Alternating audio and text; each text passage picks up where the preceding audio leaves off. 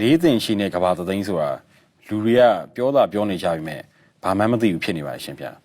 လေးသိင်ရှိနေကဘာသိန်းရဲ့အဓိပ္ပာယ်ကိုအရှင်ဗျာရှင်းပြပြီးတော့မူပါ ဘုံဘုံတရားဟောတဲ့ထဲမှာအများကြီးရှင်းပြပါတယ် မှန်ပါဗျာ လေးသိင်ချေလို့လေးအသိင်ချေဆိုတာကဘာနဲ့တွက်ပြီးတော့ပြောတဲ့စကားတစ်ခုပဲ မှန်ပါဗျာ အသိင်ချေရဆိုတာ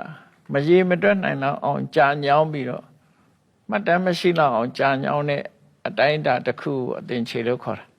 ဘာကြောင့်လေးလို့ပြောရတယ်လဲဆိုလို့ရှိရင်ဂေါရဝမြတ်စွာဘုရားအလောင်းဟာဒီပင်္ဂရမြတ်စွာဘုရားရဲ့တက်ထက်မှာဗျာဒိတ်ခံခဲ့တယ်နော် မှန်ပါဗျာမှန်ပါဗျာ ဒီပင်္ဂရမြတ်စွာဘုရားပွင့်ပြီးတဲ့နောက်မှာဘုရားဆက်ပြတ်သွားပြီးကဘာပေါင်းဘလောက်ကြာတယ်ဆိုတာအရေးအတွက်သတ်မှတ်ချက်ကိုမရှိလောက်အောင်ကြာခဲ့တယ်ဘုရားမဟုတ်ဘူးဒီပင်္ဂရမြတ်စွာဘုရားနဲ့နောက်ပိုင်းမှာနောက်ပွင့်လာတဲ့ဘုရားကကွန်တေညာဘုရားလို့ခေါ်တယ်အဲ့ဒီပင်္ဂရမြတ်စွာဘုရားနဲ့ကွန်တေညာဘုရားကြားမှာအရေးအတွက်မရှိလောက်အောင်ကြာသည့်အတွက်ကြောင့်အဲ့ဒါကိုတစ်အသင်ချေလို့ယူဆနောက်တစ်ခါကွန်တေညာဘုရားပွင့်ပြီးတဲ့နောက်မှာလည်းပဲအခုလိုအခါမျိုးကြုံရတယ်ဘုရားမပွင့်မယ်နဲ့လေ မှန်ပါဗျာ မင်္ဂလာဘုရားပွင့်တဲ့နောက်အဲ့ဒီဘုရားနှစ်ဆူကြားမှာလည်းပဲအရေးအတွက်ကိမဲ့လောက်အောင်ကြာကြောင်းလို့တစ်အသင်ချေဘုရား24ဆူထဲမှာဒီဘုရားတွေရဲ့အကြားမှာ4ခါကြုံခဲ့တယ်အဲ့ဒါလို့မရေမတွက်နိုင်တော့အောင်အဲ့ဒါ4ခါကြုံခဲ့သည့်အတွက်ကြောင့်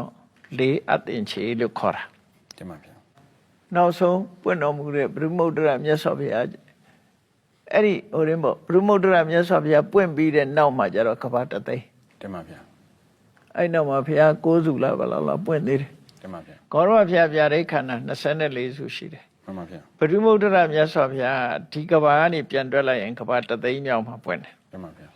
အဲ့ဒီဘုရားရဲ့နောက်မှာတော့ရေတွက်လို့ရတဲ့ကဘာကတသိန်းရှည်တွက်လို့မရတာက4ခါကြုံတယ်လို့အထိပဲမျိုးပြောတာ အဲ့ဒါဆိုလို့ရှိရင်အသင်ချေဆိုတာတချို့လူတွေပြောသလိုတဲ့အနောက်မှာ3ညာလုံး120လို့ပါဆိုတော့မဟုတ် အဲ့ ဘူး ဒါကခဏအသိင်ချေ တင်ပါဗျာ ခဏအသိင်ချေဒီဟာတော့ countless ပေါ့ တင်ပါဗျာ ခဏနာတော့အသင်ခိယတဲ့ခဏနဲ့ရေတွက်လို့မရတဲ့အသင်ချေတာ မှန်ပါဗျာမှန်ပါဗျာ တစ်နောက်သင်ချေဆိုတာ340ဆိုတာအဲ့ဒါ တင်ပါဗျာ ဒါဟိုတဲ့ရဲ့အသင်ချေပေါ့နော် တင်ပါဗျာ ဘုံဂိမ်းနဲ့အသင်ချေပေါ့ တင်ပါဗျာအဲ့ဒါဆိုလို့ရှိရင်ဖျားဖြစ်ဖို့အတွက်၄သိင်ချင်းနဲ့ကဘာသိန်းကျင့်ရတယ်ဆိုတာဟုတ်ပါလားဗျာ ဟုတ်တယ်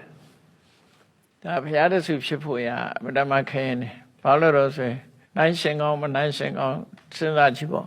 မှန်ပါ ဆရာဝန်တယောက်ဖြစ်ဖို့ပညာပညာနဲ့သင်ရတာ အနည်းဆုံးတော့9နှစ်လောက်တော့တင်သင်ရ အဲ့လိုပေါ့ဘုရားဖြစ်ဖို့ဆိုတာတော့ခဏလုံးနဲ့ဖြစ်ရမယ်ဆိုတော့ဖြစ်နိုင် မှန်ပါဗျာမှန် အလုံးဟာဒီလေ့ကျင့်မှုတွေသင်ကြားမှုတွေဘုရားဆိုတဲ့ပုဂ္ဂိုလ်လို့ပြည့်စုံတဲ့ပုဂ္ဂိုလ်ဟာခဏချင်းနဲ့ဖြစ်ငါဖြစ်သွားတယ်ဆိုရင်ဒါမပြည့်စုံတဲ့ပုဂ္ဂိုလ်မဖြစ်နိုင် မှန်ပါဗျာမှန်ပါ